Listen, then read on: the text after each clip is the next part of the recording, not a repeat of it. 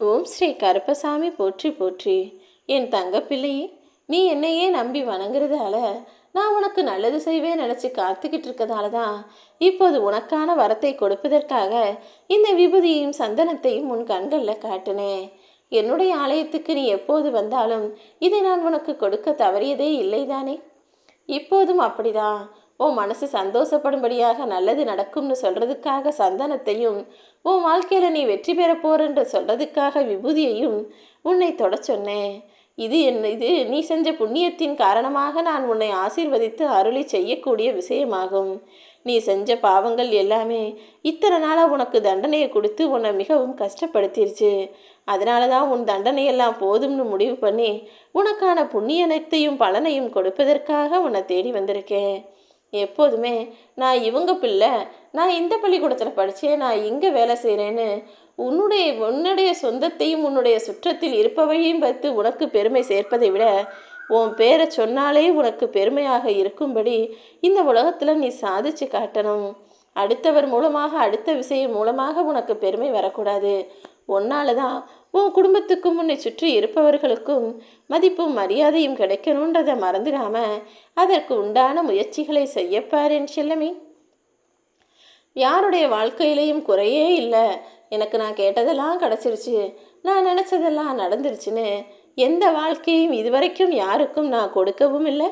அப்படி குறைவில்லாத வாழ்க்கையை வாழும் மனிதர்களும் இங்கு யாருமே இல்லை. எல்லாருக்குமே எவ்வளவோ குறையும் நிறைகளும் பிரச்சனைகளும் சிக்கல்களும் இருக்க தான் செய்யுது.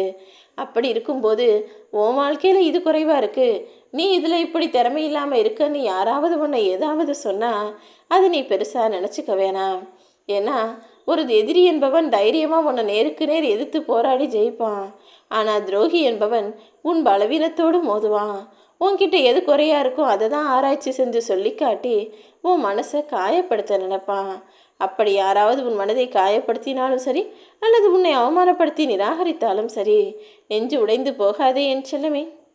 யார் உன்னை தூக்கி எறிஞ்சாலும் தூக்கி விடுறதுக்காக நான் வருவேன்னு நம்பு. என்னதான் நீ நாணயமாக நேர்மையாக இருந்தாலும் ஒழுக்கமாகவே நடந்தாலும் வாழ்க்கையில் துன்பங்களும் பிரச்சனைகளும் சில சமயங்களில் வந்துதான் தீரும்.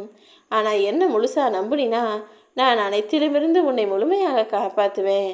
இந்த உலகத்தில் உன்னை பெத்த தாய் தந்தையர்களை தவிர மற்ற எல்லா உறவுகளும் ஒரு எதிர்பார்ப்போடும், ஒரு சில உறவுகள் சுயநலத்தோடும் தான் உன்கிட்ட பேசிக்கிட்டும் பழகிக்கிட்டும் இருக்காங்க. கொஞ்சம் அனுசரித்து வாழ்கிறது நல்ல வாழ்க்கை. ஆனால் எல்லாவற்றையும் அனுசரித்து வாழ்வது என்பது நரக வாழ்க்கை அல்லவா? மனிதன் மிகவும் வினோதமானவன். அடுத்தவங்களை ஏமாற்றி ஏமாற்றி கடைசியில் ஒரு கட்டத்துக்கு மேலே தன்னைத்தானே பல விஷயங்களில் ஏமாற்றி கொண்டு தான் மனசுக்கிட்டேயே பொய் சொல்லி சமாளிச்சுக்கிட்டு வாழ்ந்துக்கிட்டு இருப்பான். நீயும் அப்படி ஒரு சிக்கலில் மாட்டிக்க கூடாதுன்னு தான் உனக்கான விஷயங்களை சரியாய் செய்வதற்கு நான் வந்திருக்கேன். பணத்தால் எல்லாத்தையும் செஞ்சிட முடியாது. ஆனால் பணம் உங்ககிட்ட இருக்கும்போது எல்லாத்தையும் செஞ்சிட முடியுன்ற தைரியம் உனக்குள்ளே வரும். அப்படி நீ தைரியமாக காரியத்தில் இறங்கும்போது அது தானாகவே வெற்றியாக முடிந்துவிடும் அல்லவா? உன் வாழ்க்கையில் உனக்கு பொய்யா பேசவும் தெரியாது, நடிக்கவும் தெரியாது. அதனால தான் ஒரு கவலையோ ஒரு கஷ்டமோ வந்துட்டா உடனே கண்ணீர் விடுற, சட்டுன்னு சில சமயங்களில் கோபப்படுற. அப்படி கண்ணீரையும் கோபத்தையும் வெளிப்படுத்தி உணர்ச்சி வசமிக்க ஆளாக நீ இருந்து விடாதே. அடுத்தவங்க என்ன நினைப்பாங்கிறத பற்றி கவலைப்படாமல் உனக்கு பிடிச்சதை மட்டுமே செஞ்சுக்கிட்டு நிறைவான வாழ்க்கையை வாழப்பாருன்னு செல்லமே. எல்லாமே சுலபமாக கிடச்சிட்டா அலட்சியம் வந்துடும் என்பதால் தானே சில விஷயங்களை கிடைக்காத வரிசையிலேயே நான் வச்சுருக்கேன். கூடிய சீக்கிரம் ஒன்றா உனக்கு கிடைக்கும். உன் எதிர்பார்ப்புகளும் விருப்பங்களும் ஆசைகளும் நிச்சயமாக நிறைவேறும். உனக்கு எதிரில் யார் நிற்கிறாங்கன்றதை பார்க்காத. எதிரில் யார் இருந்தாலும் உன் வாழ்க்கையை நீ எப்படி எதிர்கொள்ளப் போகிறாய் என்பதில் கவனம் செலுத்து. யாராவது ஏதாவது சொன்னாங்கன்னா சொல்வது என்னவென்று யாரும் பார்ப்பதே கிடையாது. யார் சொல்கிறாங்கன்னு தானே பார்க்குறாங்க. ஆக மொத்தத்தில் இங்கு மனிதர்களுக்கு தான் முக்கியத்துவம் கொடுக்குது. அவங்க நல்லவனான்னு பார்க்குறத விட அவன் எப்படி வாழ்க்கையில் நல்லா இருக்கிறானான்னு பார்க்குறாங்க. வசதியும் காசும் பணமும் செல்வமும் தான் ஒரு மனிதனுக்கு மரியாதையை பெற்றுத்தருவதாக மாறிவிட்டதல்லவா? அப்படிப்பட்ட காசு பணத்துக்கு முக்கியத்துவம் கொடுக்கும் மனிதர்களுக்கு மத்தியில் நீ ஒருபோதும் உன் கஷ்டத்தை யார்கிட்டையும் சொல்லவும் வேண்டாம், உன் பிரச்சனையை நினச்ச அழுகவும் வேண்டாம். அப்படி அழுகக்கூடிய சூழ்நிலை வந்தாலும் இந்த கருப்பசாமி என்கிட்ட மட்டும் சொல்லி அழகு. ஏன்னா நான் ஒருபோதும் அடுத்தவங்க கிட்ட போய் சொல்லி சிரிக்கவும் மாட்டேன், உன்னை பற்றி கேலி பேசவும் மாட்டேன். தேவையில்லாமல் அவமானப்படாத. சில பேர்கிட்ட சில விஷயங்களை புரிய வைக்க கஷ்டப்படுவதை விட சிரிச்சுக்கிட்டு கடந்து போவது தான் உனக்கு நல்லது.